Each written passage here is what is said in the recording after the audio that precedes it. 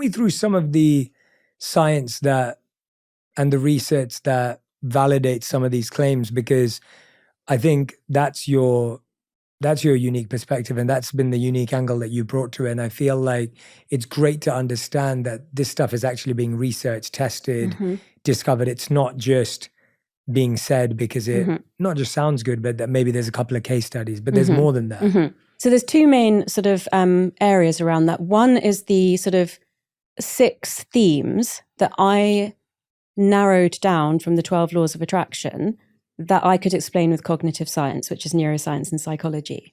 So when I first started that research, I saw that there wasn't even agreement over what the laws of attraction were or how many there were.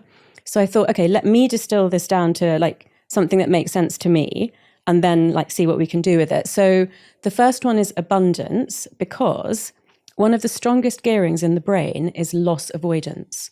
So to survive when we lived in the cave, we had to stay safe rather than take risk. Now, for most of us who are lucky enough, to live in the modern world and have basic safety around us, it's healthier for us to be willing to take risk.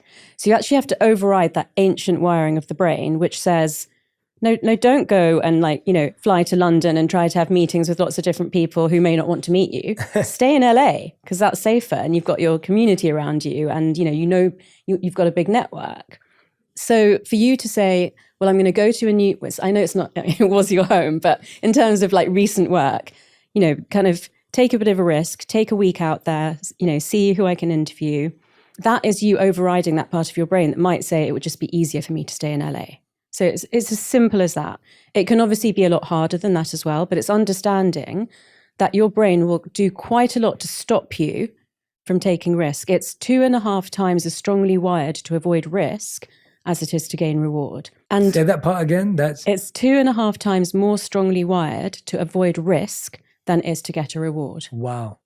It's about believing that there are enough resources out there for everyone, and that by, perhaps entering a new career pool or a new community of people, that it doesn't mean that you're likely to fail. If you've managed to be in an abundant state, because what that does in the brain is it moves the brain away from the fear and shame kind of states, which correlate with the stress hormone cortisol, to the love and trust and joy and excitement states, which correlate with the bonding hormone oxytocin.